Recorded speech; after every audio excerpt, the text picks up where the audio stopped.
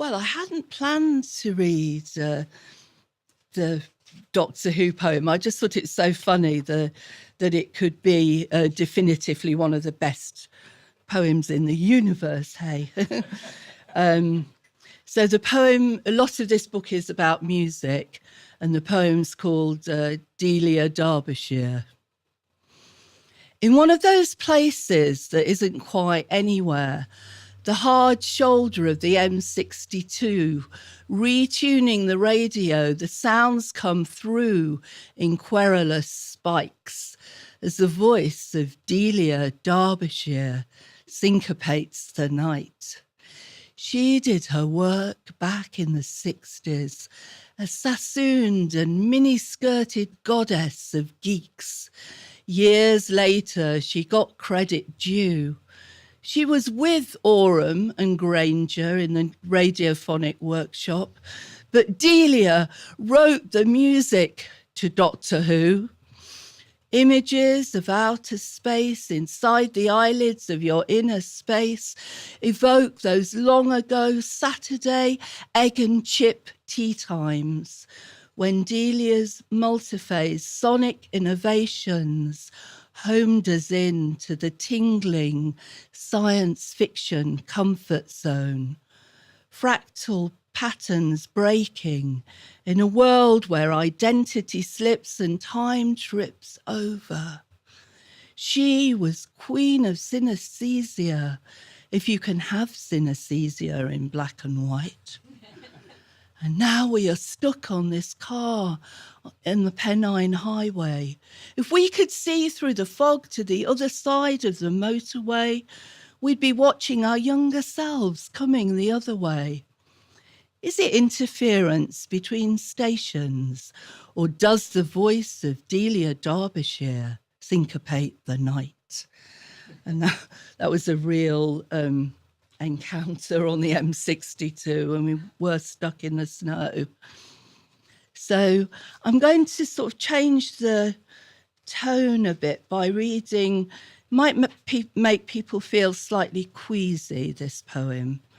And it is based on experience at work, just a sort of simple physical task, taking blood, which is called phlebotomy. Phlebotomy. Taking blood is science and art, an act of will.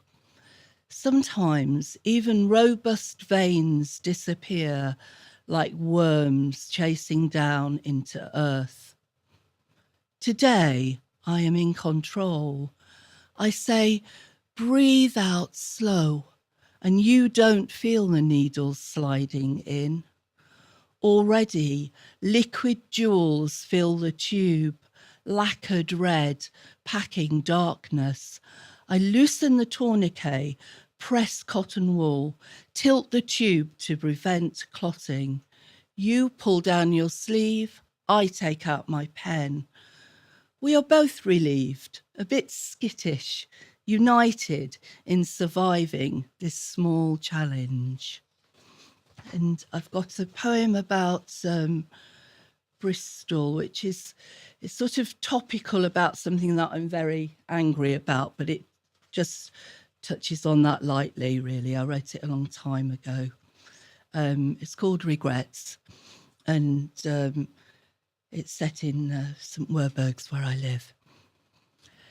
Geraldine came over on the Windrush. She's been a widow far longer than a wife. In her backyard, she keeps rabbits and plantain, runner beans that flower red in July. We are neighbours. Everything we do touches her. She ignores the sound of scratch guitars on summer afternoons, but when I load the washing machine, she's on my case, claims that the soap suds water infiltrates her drains. She invites me round during the spin cycle, shows me evidence which only she can see. I say, I'm sorry, but what else is there to say? Her son says she's losing her memory. Her mind's like a cheese grater raddled with gaps. She talks about Jamaica as if she still lives there, and her obsession with water can't be shaken away. I say, I'm sorry, and she says, stop saying sorry, woman. If you say it one more time, I'll bash you on the nose. I wash my clothes at night time now. I hope she's taken her hearing aid out as the juddering reaches its peak. I'm sorry that I've been an absentee neighbour and that we've never had a real conversation. Stories of the Windrush and Jamaica and her long dead husband. All I represent to her is dirty water, swirling an imaginary frothing in the drain, and my knee-jerk English sorries, bland as beige curtains. Geraldine dresses scruffy now, not smart like she used to. I shake her hand and hold it longer than necessary, feel her warmth against my palm. And is that it? One more or not? And I'm going to read the first poem in the book. It's a book about very diverse things. And this is a kind of love song to community, really, and music. This is the band who sleep in my house. I've never met them before, but I've seen the hummocky shapes they make when sleeping.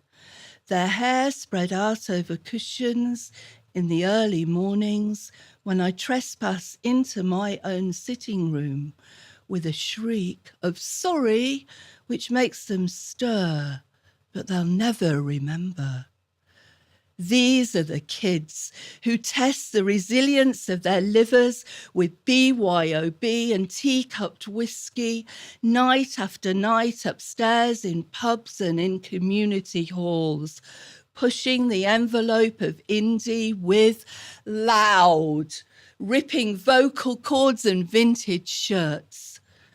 These are the kids who one day will watch their own kids on stage, just like the two of us, sharing cheap Merlot, linked in the long packs of friendship, the grey in our hair shining like glitter, standing on chairs for a better view, dancing with care. There's a long way to fall.